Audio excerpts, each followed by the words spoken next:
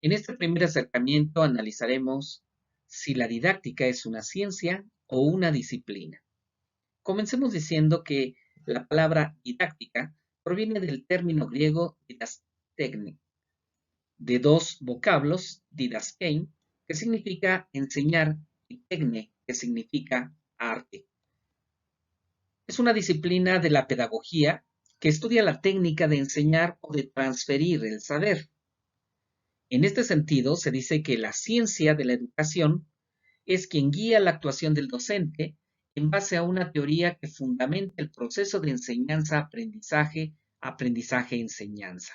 Esta teoría, regularmente conocida en pedagogía como teoría fundamentada del conocimiento, es justamente la pedagogía. Pero entonces nos preguntamos cuáles son los componentes del acto didáctico. Bueno, para que el acto didáctico pueda formarse, requiere de 6 elementos.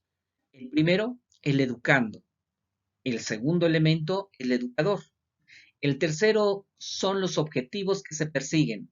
4, el saber o asignatura que se pretende encuadrar desde una mirada de estudio. 5, el método a seguir. Y 6, los recursos, en donde se habla de la técnica y de la táctica para lograr justamente la transferencia del saber y el encuadre del conocimiento. Pero la didáctica tiene diversos enfoques. ¿Cuáles son estos 3 enfoques que en la didáctica la posicionan como un elemento de sustento al acto pedagógico? Vamos al primer enfoque, el enfoque como ciencia. Es decir, la didáctica estudia y sugiere las normas de comportamiento de acciones sistematizadas acordes al desarrollo del individuo. Este es el enfoque de la ciencia. En el enfoque del arte, hablamos de la cualidad intelectual práctica de aquel que enseña, la capacidad de dibujar, escribir, bailar, cantar, usar tecnologías, discurrir o generar explicaciones. Pero también está el enfoque como disciplina, es decir, la didáctica es una herramienta generadora de la motivación, modificadora del entorno y una herramienta de motivación que genera un cambio en la percepción del estudiante. Desde el momento en el que se modifica el entorno, se sistematiza el saber, se hace más práctico el acceso al saber o simplemente se hace más dinámico y perceptivo el sentido eh, eh, del entorno. La didáctica como ciencia transmite conceptos claros, ordenados, bien fundamentados y con argumentos epistemológicos, el qué, cómo y para qué. Busca que sea estudiado el hecho didáctico desde la cuestión teórica o el proceso de enseñanza-aprendizaje, aprendizaje-enseñanza, contenido o saber de enseñanza-aprendizaje o contenido o saber del aprendizaje-enseñanza. Producto didáctico, resultado de una planificación previa y con el dotar prescriptivamente de métodos y técnicas que sean funcionales a la didáctica y hacer un estudio previo de corte científico y práctico. La didáctica científica es la unión de lo disciplinar y lo técnico y lo artístico. Ambos se ajustan en busca de la capacidad de perfección de un saber de manera teórica, práctica y actitudinal, pero además buscan perfeccionar las facultades del docente y las del discente. Buscan perfeccionar la experimentación y la evaluación de resultados de aprendizaje y, por supuesto, implementar reglas y normas funcionales en la adquisición de una competencia, entendiendo esta como una habilidad, una capacidad, una destreza, ciertos valores, actitudes o potencias que se pueden desarrollar en un individuo. ¿Qué precursores o autores de la didáctica conoces? Existen muchísimos autores. Sin embargo, algunos que vamos a mencionar en esta presentación son Wolfgang Reich, Juan Amos Comenio, Johann Heinrich Pestalozzi y Johann Friedrich Herbart. Es importante que analices a profundidad cada uno de estos autores de manera autónoma e independiente. Wolfgang Reich, de 1571 a 1635, propone un método universal basado en varios puntos. Número 1. Primero se enseña una lengua. 2. El aprendizaje del arte es un elemento práctico. 3. El aprendizaje científico y teórico debe estar basado en cuestionamientos y formas abstractas de pensamiento. Es además importante evitar el aprendizaje violento contra el aprendizaje lúdico, que es la manera más certera de lograr un verdadero y auténtico aprendizaje significativo.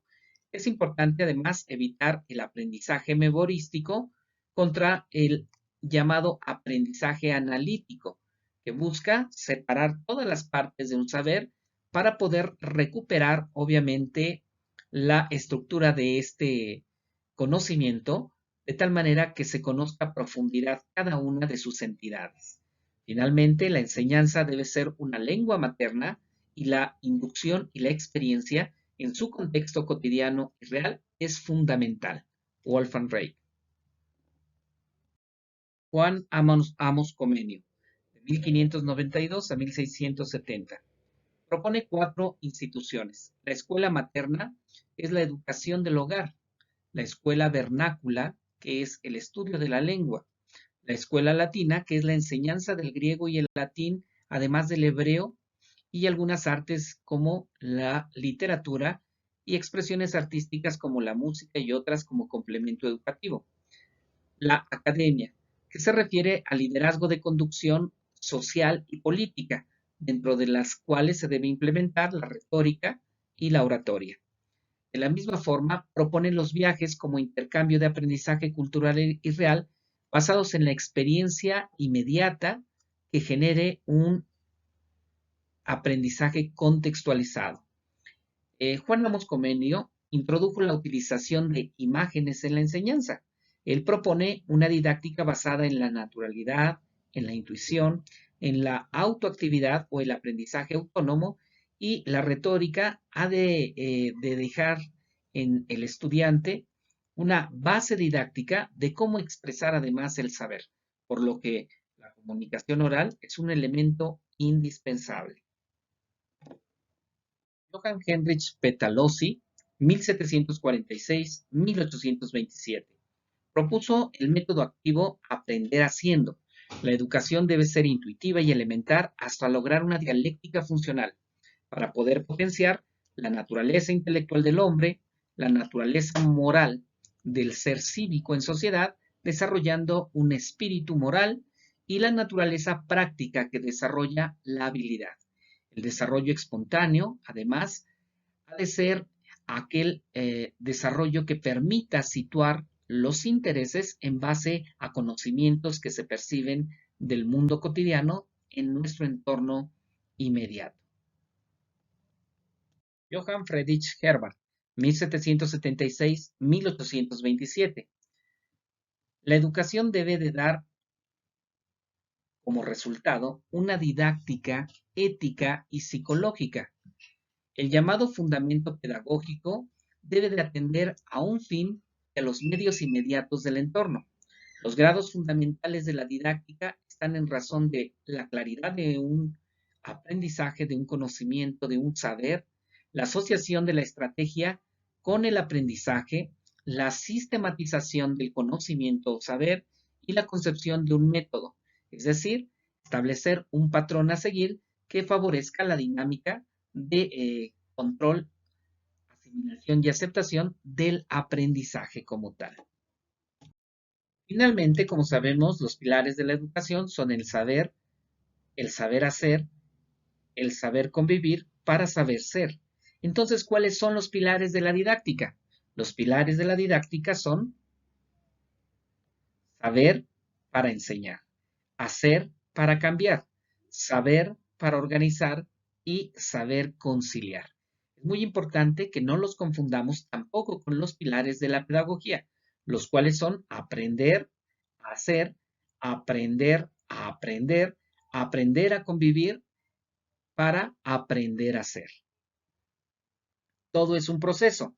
Primero los pilares educativos, después los pilares pedagógicos y finalmente los pilares de la didáctica, los cuales van vinculados para objetivizar justamente el resultado de los procedimientos didácticos y el aprendizaje autónomo. ¿Qué es el método didáctico? El método didáctico implica integrar una estrategia desde diferentes dimensiones, desde lo ontológico, lo deontológico, lo teológico, lo axiomático, lo epistemológico y lo filosófico.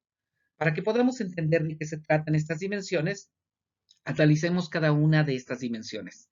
Desde lo ontológico, se refiere a lo personal del ser o a la naturaleza del ser.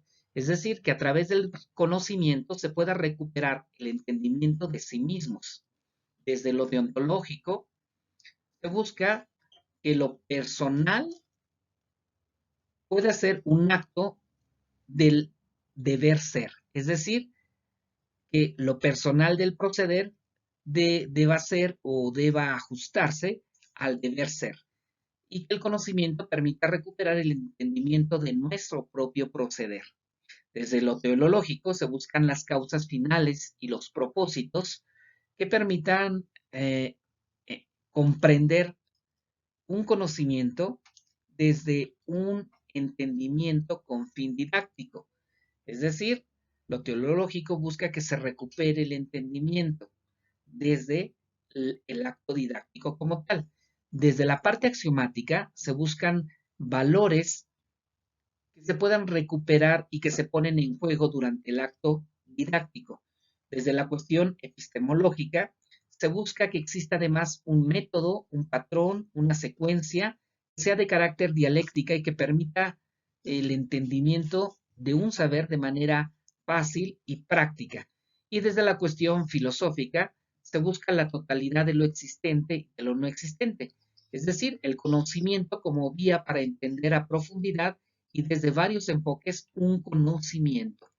Es decir, es un patrón a seguir con ciertos elementos distintivos.